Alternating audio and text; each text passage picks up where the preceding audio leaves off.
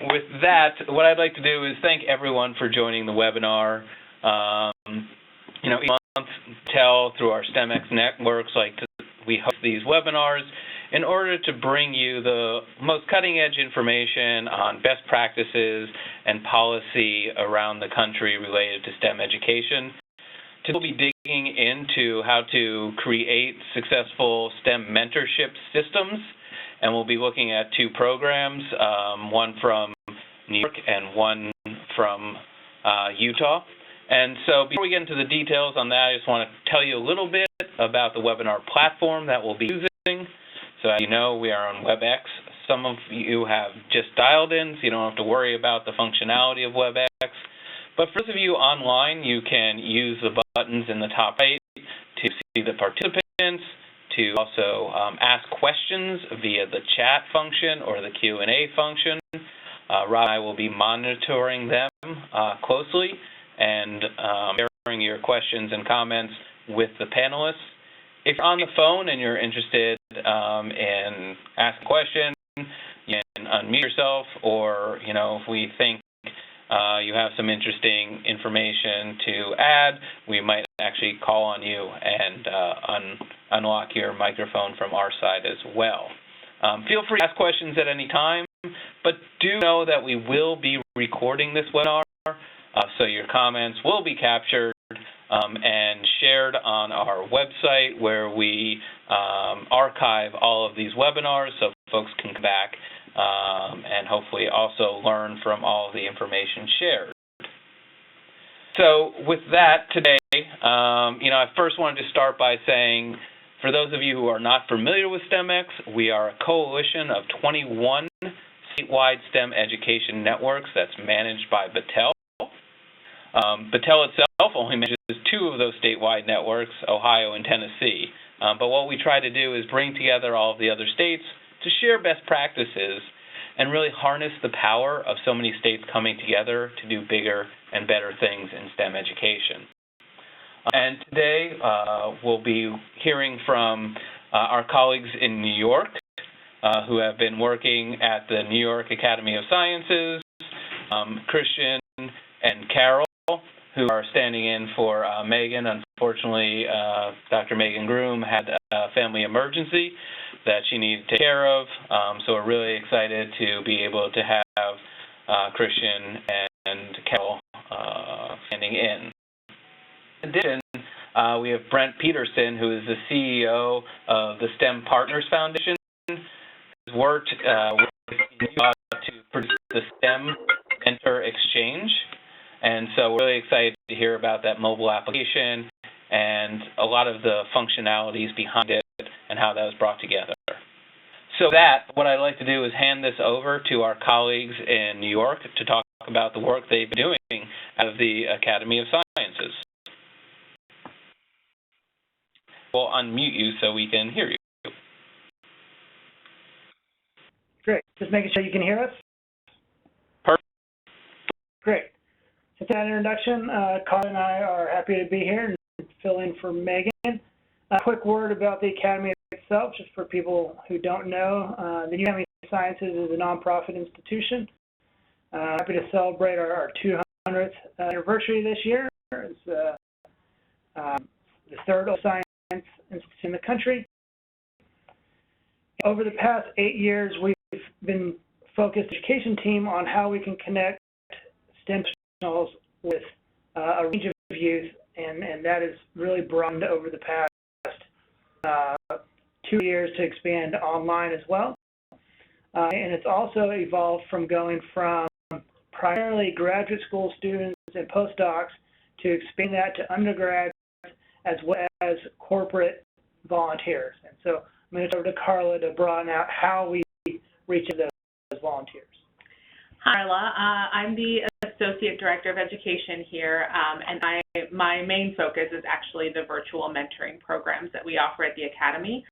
I'm also primarily focused on the ones that we offer for our high school students. We definitely have a wide range of ways that we recruit our mentors. I'm going to take some notes. I took some notes, so I'm just going to keep looking down so I don't miss anything. But some of the main ways we do that now is through an open marketing and recruitment channel. So we use the social media channels that are available to us. Twitter and Facebook have been really successful, and we've also been able to try a little bit of Instagram. We also do a lot of recruitment through the network that the Academy has itself. We are a membership-based organization that has over 20,000 members around the world. So through the marketing and communications team, we're able to craft very specifically tailored messages for that population and we get them involved in some of the other programs we have with us. And then, of course, the very big one is word of mouth with the current participants we have across the Academy education programs. So currently, we have 4 online programs that we offer in either the mentoring space or the challenge space. And because we've been doing this for a few years, we've seen a lot of return from those particular mentors that do one program and want to try another program or continue to do the same programs and come work with us.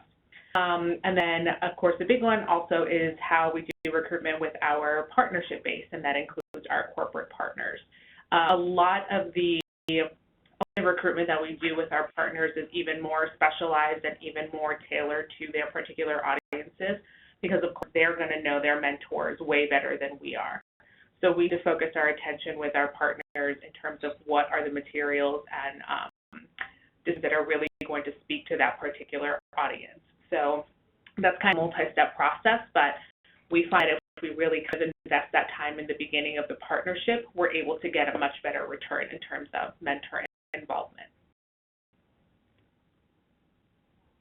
A little bit about what that means. I mentioned the word investment before. So as I said, the more you give at the beginning of whatever that relationship is going to look like with your corporate partners, the better engagement you'll get from those mentors in the long run and the better return you'll get in terms of the program value. We know that the more time we spend with those with partnerships at the beginning, the stronger mentor is, even if they don't start as a really strong mentor within our program. So, of course, we offer all these different resources to help strengthen our mentor population base, and we'll get into that in a little bit. But I think the main lesson we've really taken away from everything in terms of these different partnerships and the different work that we've done is really those beginning steps are really, really crucial.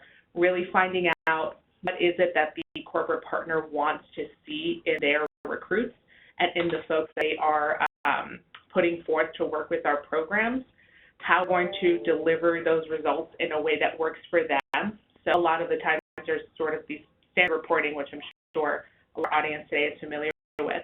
But again, because we take the time to kind of get to know each partner, we know that there are different formats, there are different conversations, and different ways to kind of present information to the partner that really helps them kind of assess how the program is going throughout the year.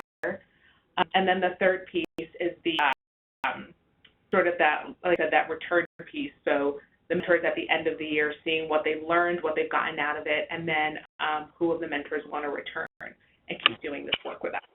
So this is Michael. It sounds like what you're saying is it's really critical to have kind of a real two-way conversation at the beginning of the process to ensure that you're both on the same page about goals and values and expectations.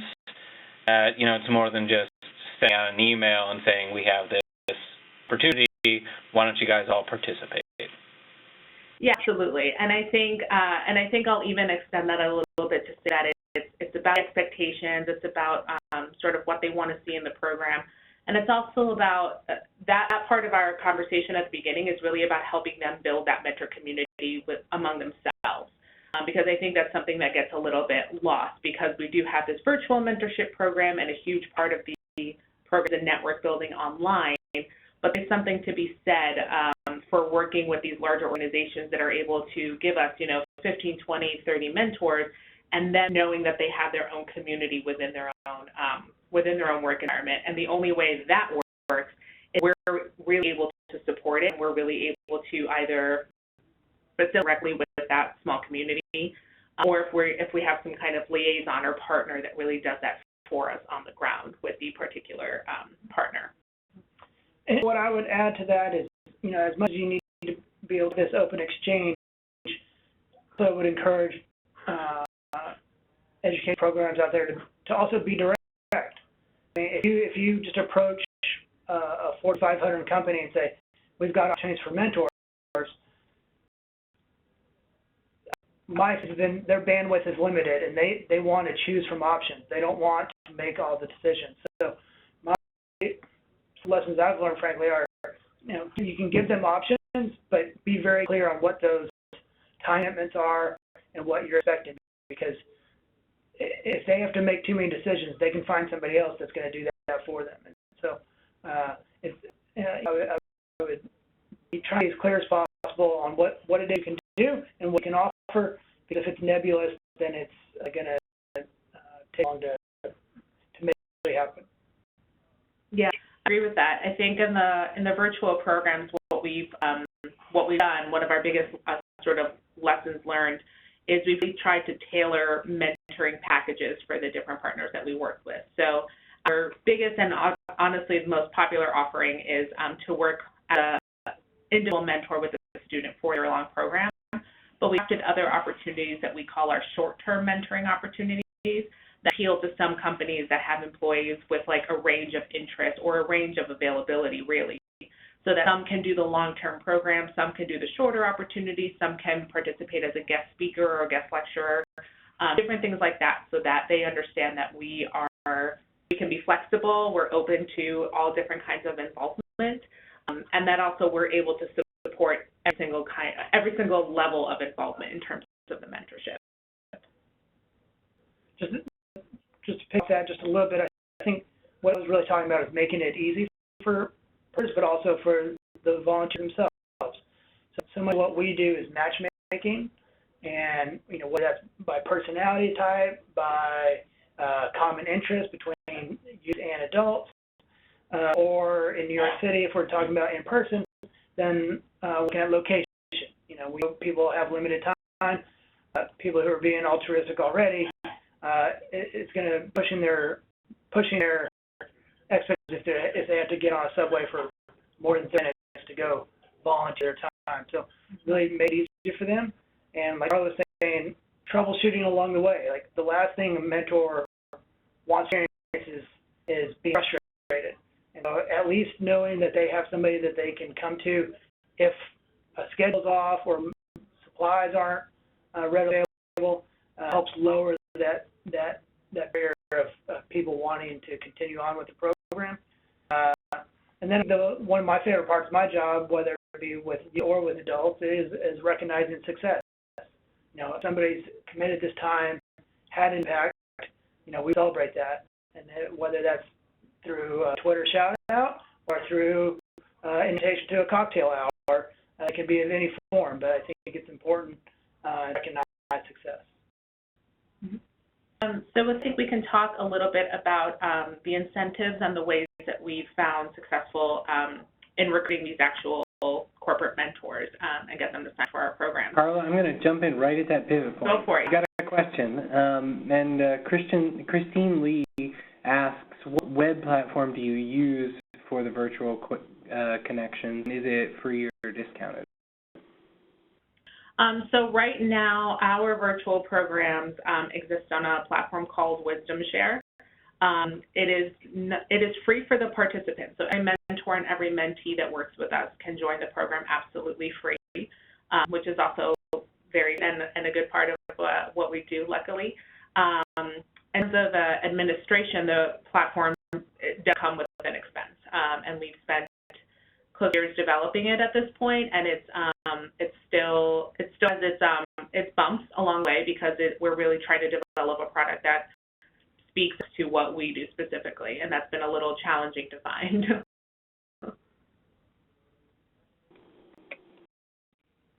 Great. So then I'll go ahead and talk a little bit about some of the incentives and the ways we've encouraged mentors to sign up with us with our corporate partners.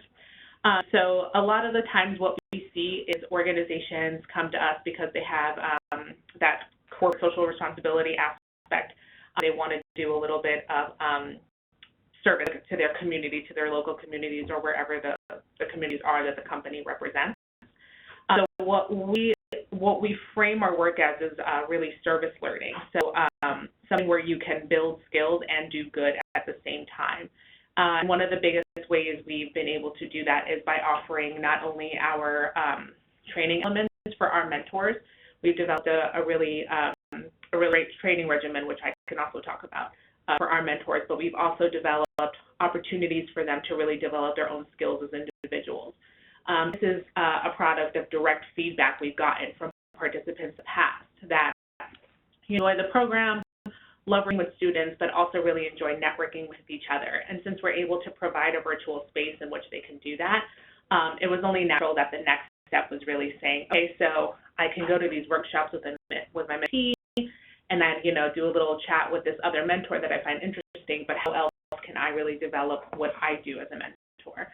We instituted what we call the Mentor Development Series, and what it is a series of workshops that are tailored to what mentors want to learn and want to do. So, for example, we've done one on personal branding. We've done another one on STEM entrepreneurship, and a really popular one we did was science communication for the non-science person. And that was all strictly just for mentors, and it gave them the ability to kind of interact and talk to one another.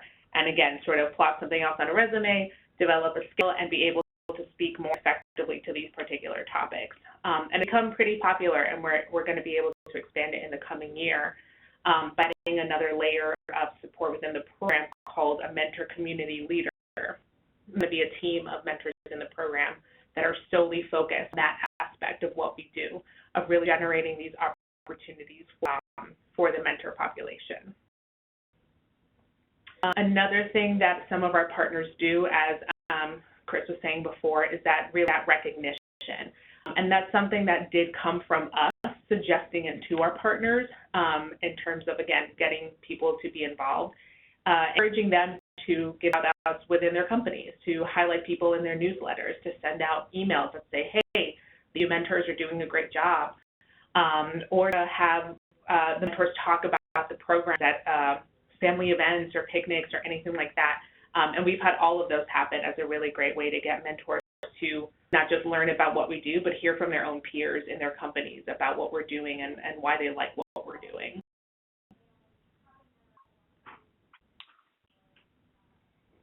Please, questions coming. We can continue. We can continue. Yeah. We're happy to. That's great, and it's great to have all that information. So is it basically the two of you and with the support of Megan really making all of this happen? Yes, but it's not. It's not. There is a team. Yeah, there's a larger team. There's program leaders and managers for almost every offering we do, and then actually, again, to speak to what makes our virtual programs run, and our large programs that cater to thousands of people at this point, we've added other layers of support within the program that are actually mentors that have been working with us for years at this point. So I mentioned before the mentor community leaders. We also have a role called group leaders, which really work on the mentees and what they're about. We have another role called the senior mentees, which are students that want to return to the virtual programs, who come back in a leadership role. And then we master mentors that serve as like a feedback and focus group throughout the year. So there's a team that's centralized here in New York, and there's also a much bigger team within each program that helps us do everything. Right. Why don't we use this point to actually shift over and hear about the model that's coming out of Utah, and I'm sure more questions will come up as we start to think about the similarities and differences in how you kind of created these systems. And always, feel free to ask each other questions as well as we move forward. Does that sound okay, guys? Yeah.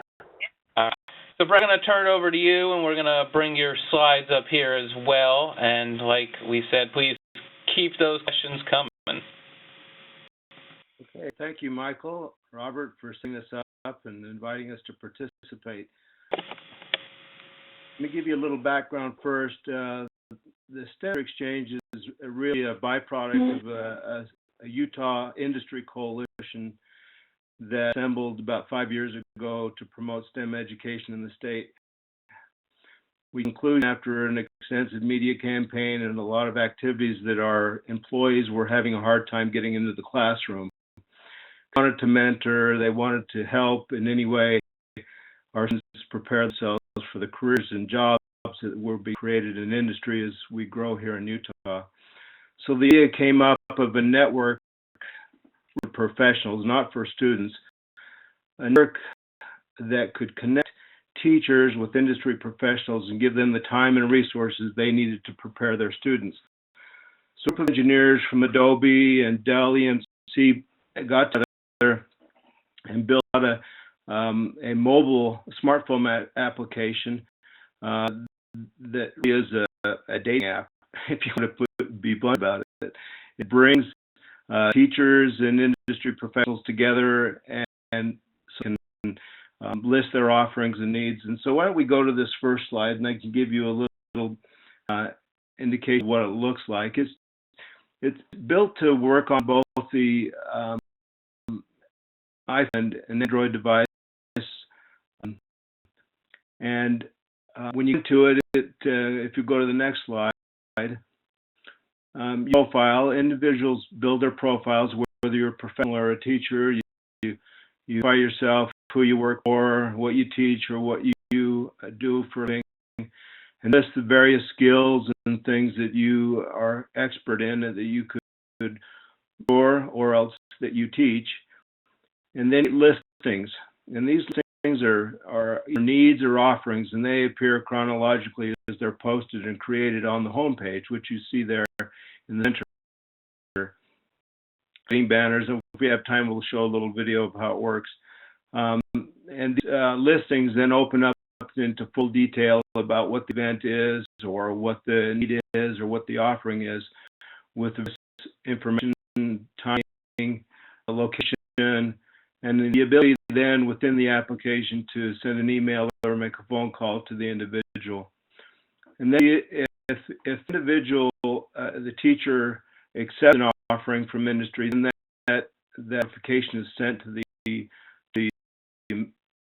and then he can then reach out, or vice versa. So provide a connecting point. So for the next slide, I'll show you a little bit of this the skills tree.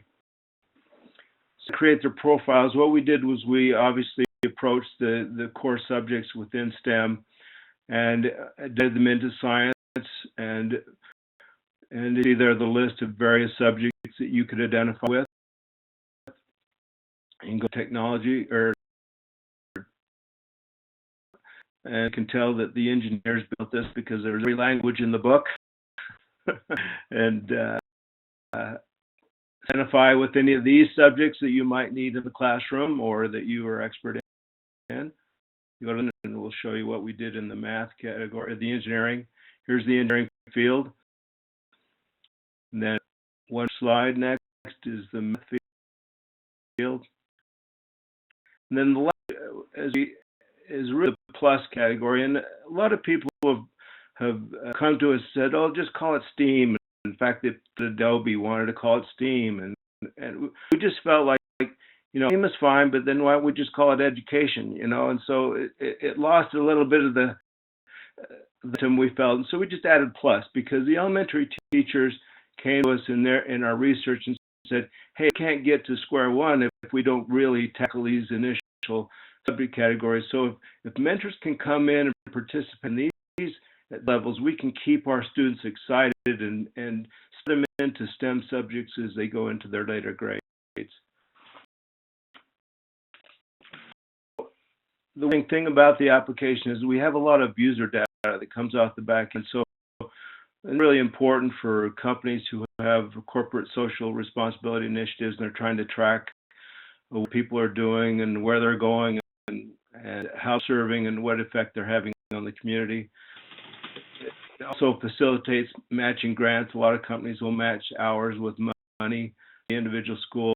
And really for the education community, it really can help them see they're missing in terms of matching up with underserved populations, whether it's Title I schools or rural schools in our state. We might not be reaching out as we could to some of the rural communities where people don't have access, students don't have access to some resources of industry within the metropolitan area. And obviously for government and helping them develop policies and appropriations. That's the fundamentals of the application. I know, Robert, if you want to show it live, you can. Before we jump in, Brent, I was curious, one of the things I know you're probably working on now, and that, the folks in New York also are working on, is how to get people engaged and actually, signing up to be mentors. So I was curious, from your side, how you've been kind of doing outreach to get people aware of and signing up on the application. And the folks at the New York Academy of Sciences are kind of expanding beyond just the people that they already know through their connections at the Academy. And maybe you can each speak a little bit to that recruitment question. Sure. So we're on the state of Utah right now, even though the application has been designed by the engineers to work in other markets. In fact, we actually received some listings from California, even though there's no match for us in California. But we'll get software issued later on, but it really is mouth right now. We have a marketing effort that we're working on to focus on a single school district, and then a company or two that are within that school district. And what we're going to do is, and some of the ideas that they presented is to try to make those aware through their channels that they have internally. We're going to actually give a lecture to 64 elementary school principals tomorrow, and they'll spread the word out to 1,800 teachers. So it's really grassroots, a word of mouth and sort of communications at this point. We'll launch a more extensive media campaign through other channels as we get bigger. But right now we're just focusing to establish best practices and get some case studies that we use to do a larger campaign throughout the state. So that's what we're doing. And Christian, from your side? So we mentioned before, we definitely tap into the wider Academy network because we're membership-based, so we have folks all over the world. And when we began our programs, we already had a pretty solid part base that we initially reached out to see who may be interested in participating. So we still keep those methods. We definitely sort of go to those resources first because now they're more familiar with our programs, and those conversations can be a bit shorter as we go into our recruitment periods. And what we've done is we've done a lot of our own market research and work in terms of doing a wider campaign to try and attract mentors across our programs. So like I said, we use Facebook a lot. That's been very helpful for us, as well as Twitter and a little bit of Instagram, which we just started using. And social media just tends really well because so many people are on it. It's obviously way more eco-friendly. It does turn out to be a bit more cost-effective for us as well if we're not worried about shipping off materials anywhere. So that's been one of the main ways that we've attracted new mentors into the fold. And I'll say about social media specifically is that we of course have a campaign that we run from our home base NIAS accounts that is takes a few months to formulate. But what's been really great is that a lot of the people in our department and the other departments of the Academy have their own Twitter accounts. Each of us with our own tiny STEM following or specific accounts that we follow. And one of the interesting things that happened kind of organically was as soon as these opportunities started rising, each of us would tweet about it individually and then immediately tag other organizations that we knew and we found really cool, and just kind of grew our own networks that way. So we've been able to make contact with people all over the world just doing that very organically on our own without necessarily going through the efforts we do directly through the Academy. So that's the long way of saying you really don't know where your next great mentor is going to come from. So kind of explore all options when on the table. I would just add that, August is slow here in the city in some ways, in the sense that it kind of empties out. But in a lot of ways, that's a great time for us to get time with corporate people that are based here in New York. And, they're generally not looking for their volunteers to do anything right, but the idea of starting something in the new year 2018, like now is a good time to be planning for that, just because it'll be here very soon. And so, you know, I do champion social media, but there's time that you have to put in as well. And if you know somebody at the table, then that's going to pay dividends if they're in a position of influence. That's super helpful. So why don't we turn the video now, and we'll hear a little bit more of that, and sending those questions in. This is great. Okay, a narrative, this has no other tip to it when it comes on the screen. I'll wait for it before I start describing it.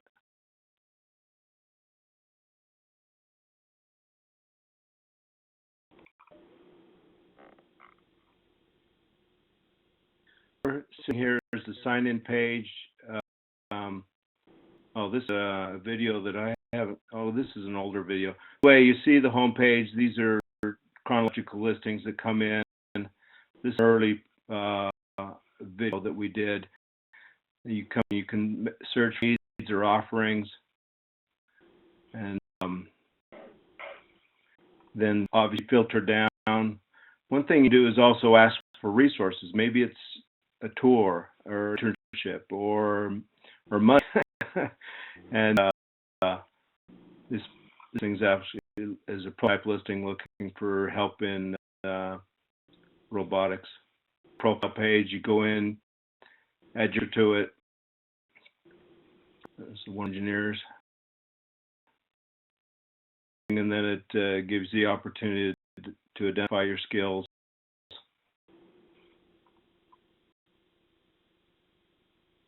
I think you slides, we don't need to go over these, Robert, but this is the core functionality of it. It's very simple. It's not meant to be complicated.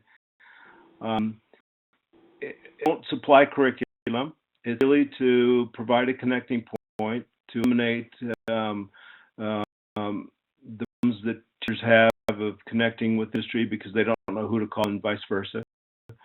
It takes hours for a district STEM lead to connect and work out logistics for someone to come into the classroom, and this can be done offline individually between the teacher and the professional. We don't permit any students to participate on this. 18 years and older is our threshold. Looking at engaging college students that might have part of their core volunteer requirements where they would need to go into the classroom and give help teach with coding, etc.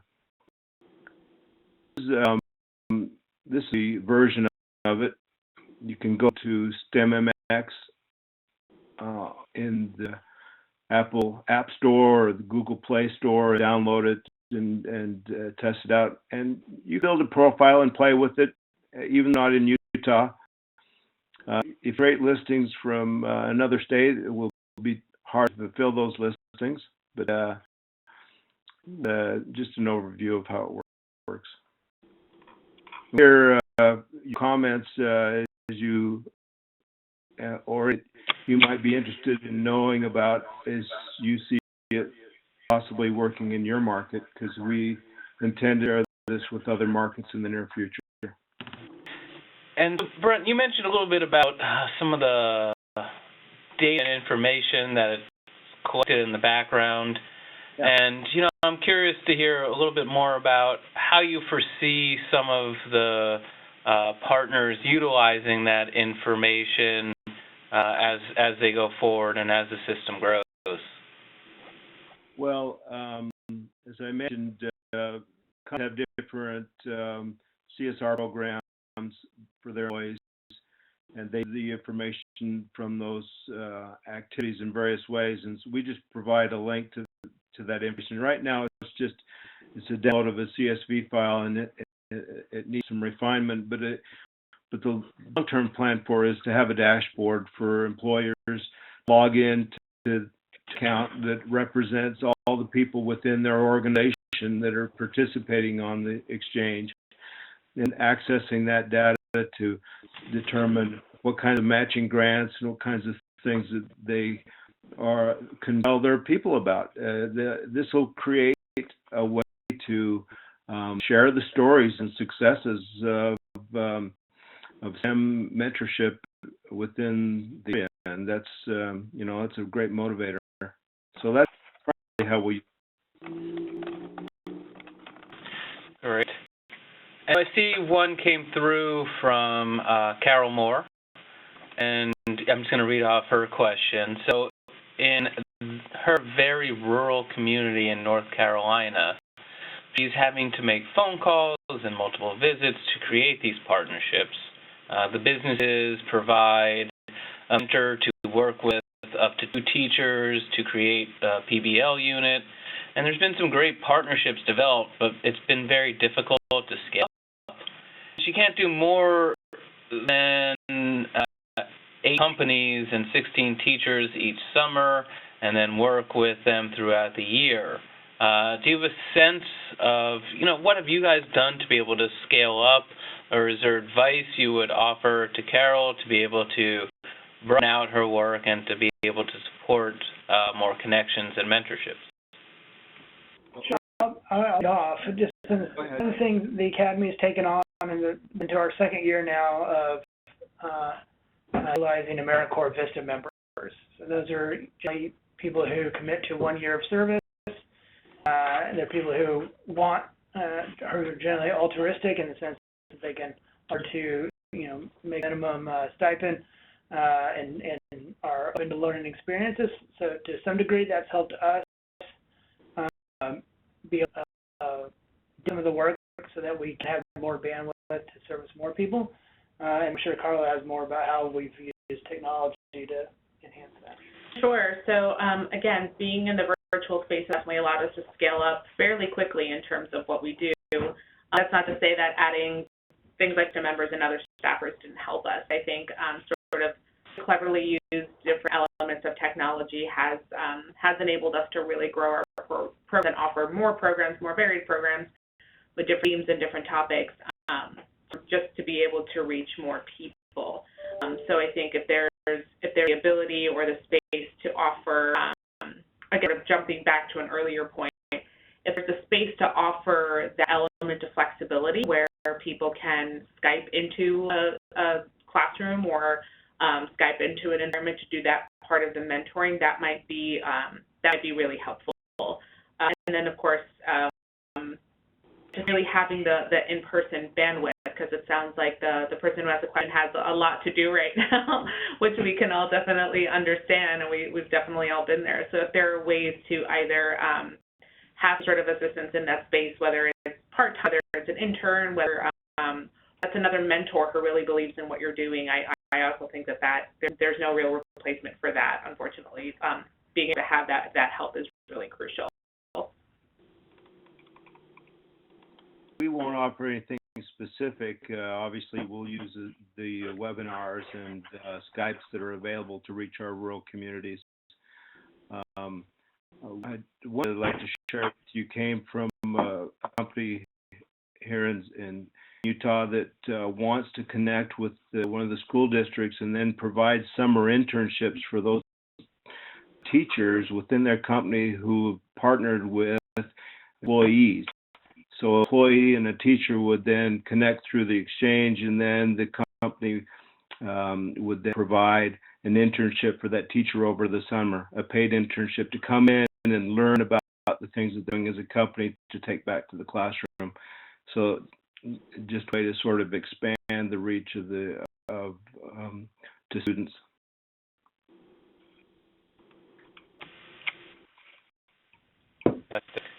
Rob, looks like we have another question coming in. Do you want to do that one? Yeah. Let me first do the Carol follow-up. She said she's investigated. Now, this is Carol, you're beating me here because I don't know what this means. But she investigated NEPRIS, NEPRIS. I know whether it was too expensive, but it was too expensive. Are there more affordable platforms out there with a similar level of service? I've played with NEPRIS before. Actually, I someone I can speak just a little bit to that. And I'm curious if they tried to bargain with Nepris, because I do know that they charge quite a bit, but we were able to negotiate a price down. So if you haven't reached out to the people that lead that, then I would encourage you to do so, because I think they're flexible and they want people to use it. Otherwise, we've just, over here we've been using WebEx more and more.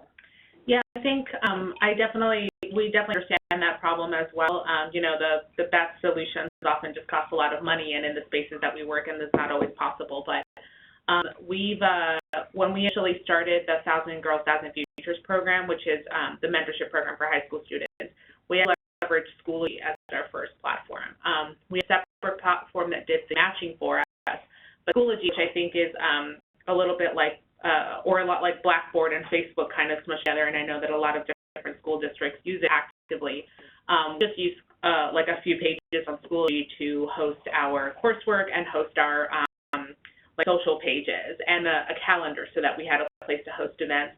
And then we use like WebEx to host those events. So we kind of cobbled together a few different pieces to make it work. And then I know that we definitely have other partners that use just Google, like just use a shared Google folder with all of their training, with all of their sessions, with all of their information, and couple that with either meetings on Google Hangouts or use platforms like Slack.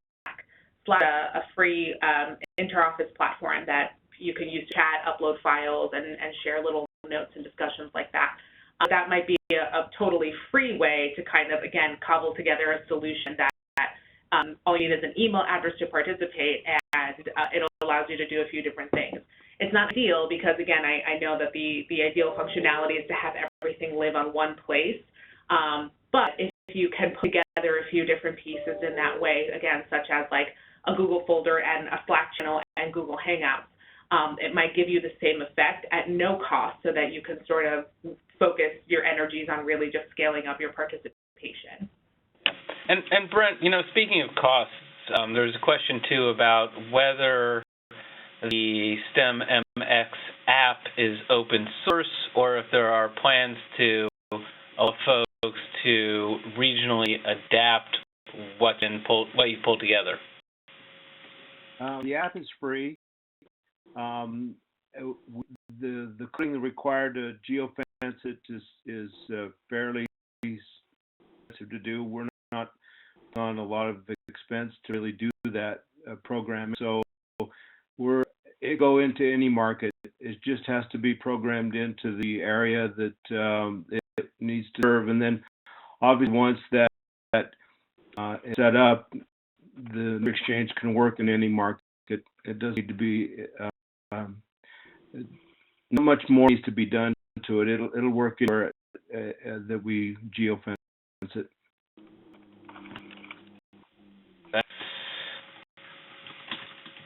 So, Bob, are there any other questions?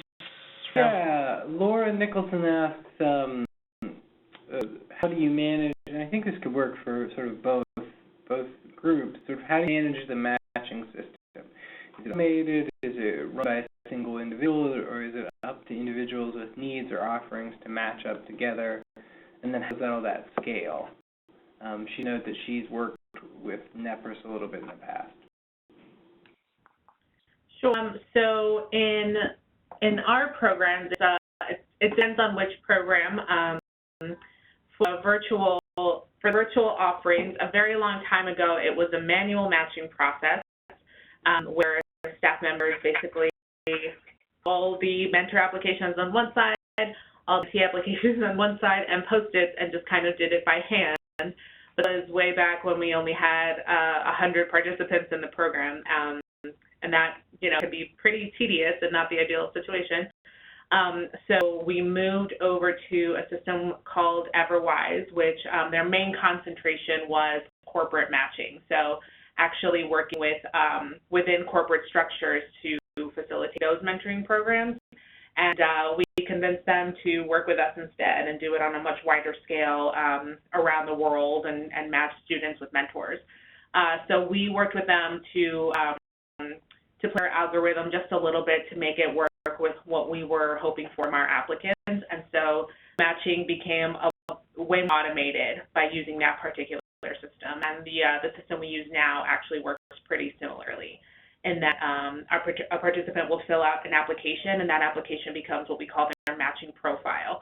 And we worked with our tech vendor to figure out what were the pieces that really wanted to weigh heavily in the algorithm that they used. So it was things like the STEM interest and background, work ethic and work habits, personality traits, location, time zone. And so all of those questions are part of the profile, and all of those get fed into one big algorithm that matches mentors and mentees. Of STEMx match themselves, and they engage offline, so no overhead. They identify themselves and match each other, and then work out those details later. Okay. I'm also curious, we talked a lot about what's working with these platforms and how they've come together, the whole system. And I'm curious if there were mistakes or hiccups along the way that you learned from that you think, people should definitely learn from and hopefully avoid repeating on their own. Yeah, I alluded to it before. I guess at one point with the mentoring, to me, mentoring is something that takes place over time, that is time intensive in the sense that you're going to spend at least 10 to 12 hours. And so there was a point that if I was approached by anybody saying that they had corporate volunteers looking to do something, but they couldn't commit to the 10 to 12 hours, I was dismissive. And frankly, that was a nearsighted approach, because what I was discounting is that if I could get a mentor to come in and have a good day-long experience, or even just a 2-hour family science night where they come to a classroom and just something fun with kids that's hands-on, maybe they come back to me a month later and say, you know what, that was a good experience. I would commit to doing this once a week now. And I think you have to be open about opportunities and giving people taste, so that later on they'll order the full meal. And I think outlining expectations for people is really crucial. And I think, we spend so much time in our development phase outlining our expectations for ourselves and for, metrics and goal numbers and things like that, we could have spent more time outlining all of that information for the participants, because, they're the ones who are actually actively doing the program. So I think as many spreadsheets and lists and checkboxes and checklists that you need in order to keep that straight, in order to help your participants really maximize their potential and maximize their experience in the program, I think is very, very essential. I'm also personally a big fan of checklists, so that wasn't too hard for me to do, but it was something that took us a little while to really perfect. So that's the big one that pushed.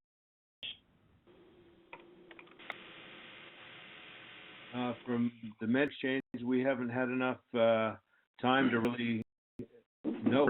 It took a long time just to build the application. We've got about 500 users on the system right now. It's only been 2 months. So we're... Cindy Thorngren, that this is more of a comment, that she's in Idaho. They're working with a platform out of Illinois called Mentor Matching Engine, which is student projects to mentors on the same project on the same subject matter, and that app has chat forum and video with those products. So maybe we have our next webinar, Mike. And it's great to hear about the different platforms that are out there, and I think there are a lot of different opportunities and organizations that are trying to figure out the best way to do this. We had some discussions with folks from Colorado probably about